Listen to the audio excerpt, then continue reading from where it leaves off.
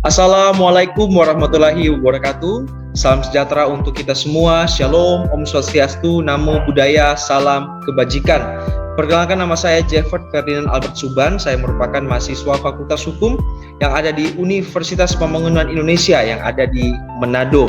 Dengan nomor induk mahasiswa saya 2074201115. Nah, pada saat ini saya akan menjelaskan dalam video ini terkait dengan the important steps to follow in the process of making a contract. Jadi video ini saya buat dalam rangka pemenuhan ujian akhir semester, terlebih khusus untuk mata kuliah Bahasa Inggris Hukum atau Legal English. Dan pada saat ini saya akan menjelaskan terkait dengan topik tadi yang sudah saya sampaikan, yaitu important step to follow in the process of making a contract. Baiklah, kita akan langsung masuk pada penjelasan terkait dengan steps to follow in the process of making a contract. The step one is contract management preparation. Ini to identify your needs, establish goals, set expectation, and define the risk. Ladies and gentlemen, contracts are legally binding documents that should not be approached lightly. Therefore, it is important to be organized and prepared with the right resources. Properly identifying the needs, reason, and ultimate goals that require a contract makes any decision down the line much easier. Contract management should, the first one is, seek to define and mitigate risk in a relationship. The second is look ahead to scenarios that could occur over the lifetime of the document, and the last is account for these various outcomes in the contract. Jadi itu yang step pertama, yaitu persiapan manajemen kontrak, atau terdiri dari identifikasi kebutuhan, menetapkan tujuan, ya, menetapkan harapan, dan juga menetapkan risiko-risiko yang akan timbul ke depannya. Jadi Bapak Ibu, kontrak adalah dokumen yang mengikat secara hukum yang tidak boleh dianggap enteng.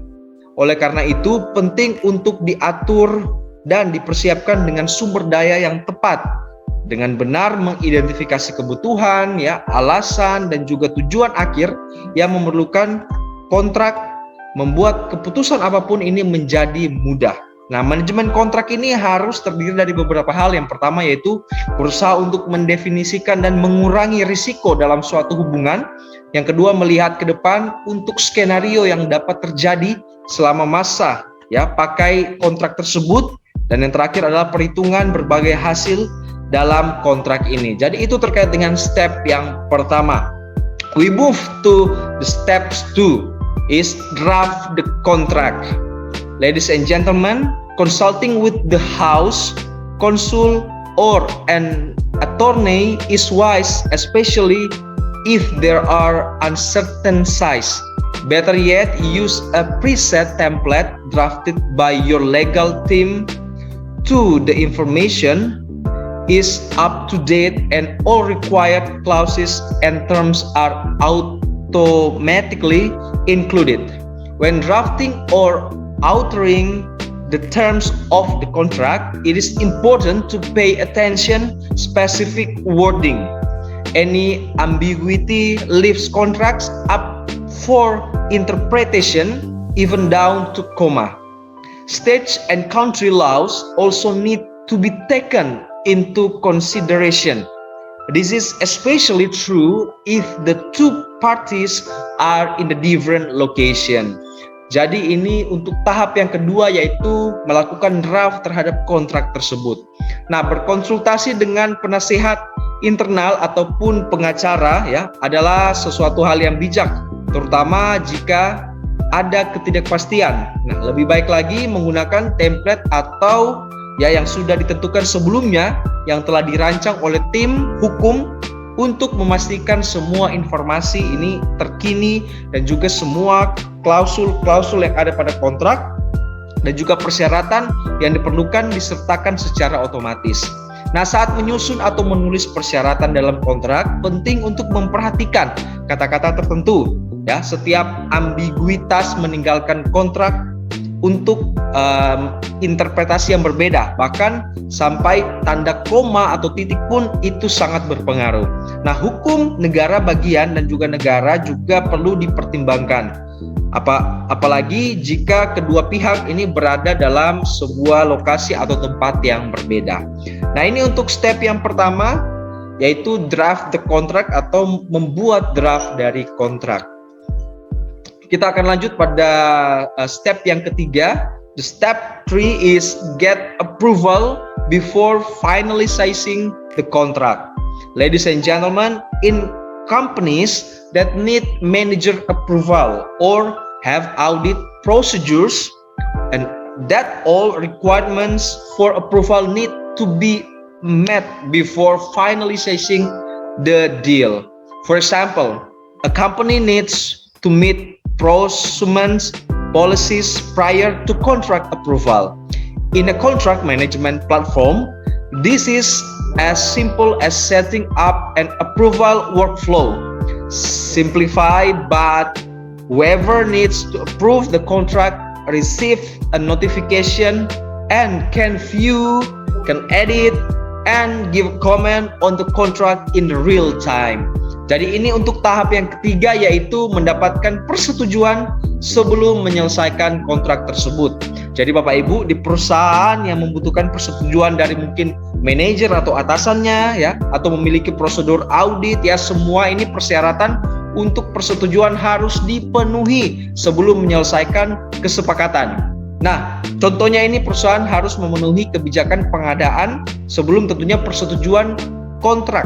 Ya, dalam platform manajemen kontrak ini semudah untuk menyiapkan alur kerja persetujuan. Nah, sederhananya siapapun yang perlu menyetujui kontrak menerima pemberitahuan dan dapat melihat, mengedit, dan mengomentari kontrak ini secara real time atau secara waktu pada saat itu.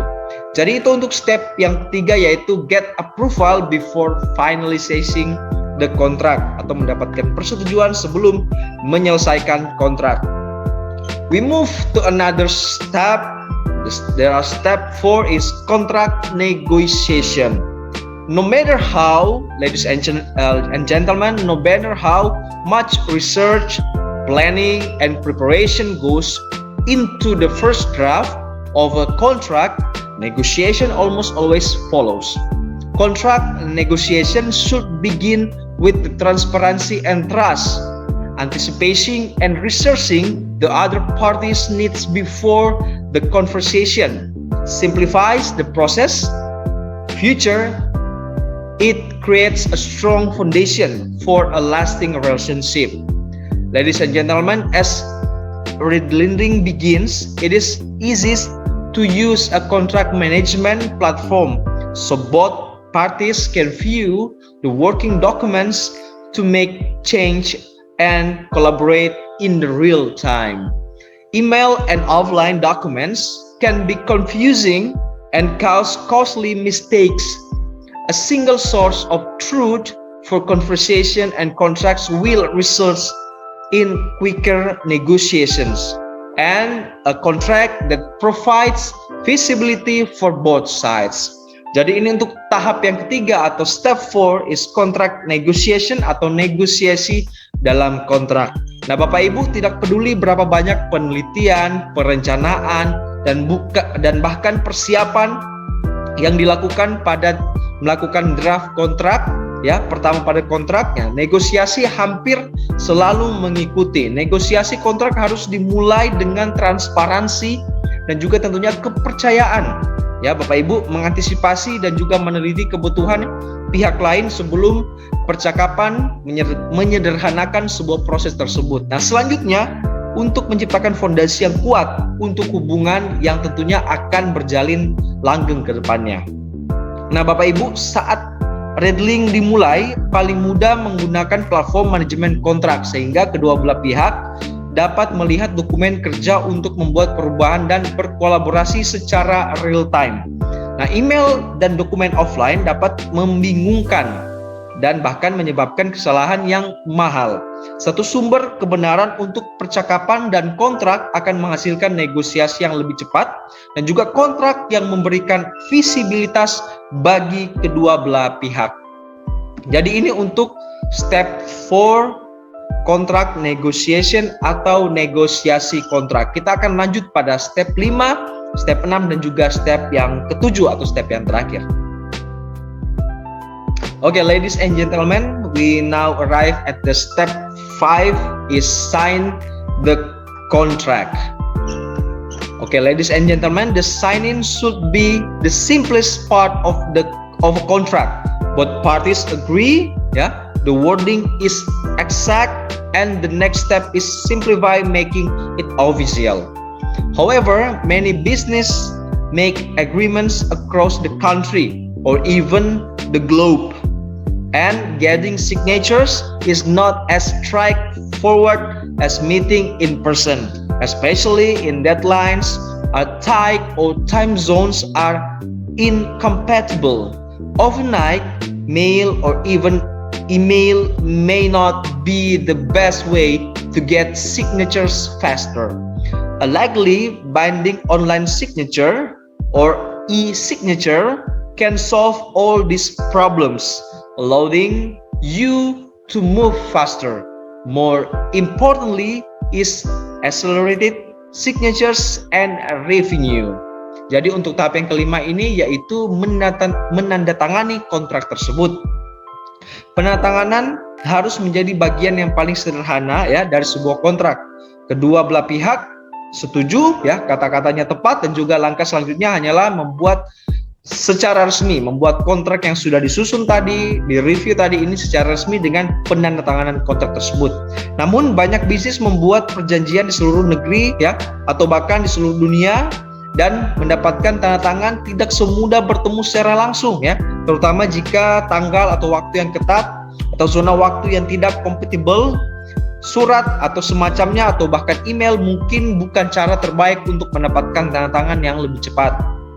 Nah, tanda tangan online yang mengikat secara hukum atau tanda tangan elektronik saat ini bisa kita kenal dapat menyelesaikan sebuah masalah ini, atau masalah tadi antara waktu satu orang ke tempat lain, atau masalah tempat, memungkinkan kita untuk bergerak lebih cepat dan juga tentunya menandatangani kontrak ini lebih cepat. Lebih penting lagi, ini mempercepat tanda tangan dan juga tentunya pendapatan ataupun action ke depan untuk tentunya menjalankan kontrak ini. Jadi ini untuk step yang kelima, yaitu sign the contract atau menandatangani kontrak. We move to the step 6 is keep up with amendments and revision. Ladies and gentlemen, contracts are rarely stagnant. Revision and amendments are a common part of the contract lifestyle. Tracking change and the effect for each party can be confusing, unfortunately. Moreover, this is another reason to important a reliable process, such as a contract life cycle management platform, to easily record edits and add amendments. It is important to stay ahead of the change. Additionally, make sure both parties are fully aware and in the agreement on any revision. Jadi ini untuk tahap yang ke-6, yaitu mengikuti perubahan ataupun kalau misalnya akan ada revisi-revisi, nah ini harus dijalankan. Nah, kontrak Bapak Ibu jarang ada yang stagnan.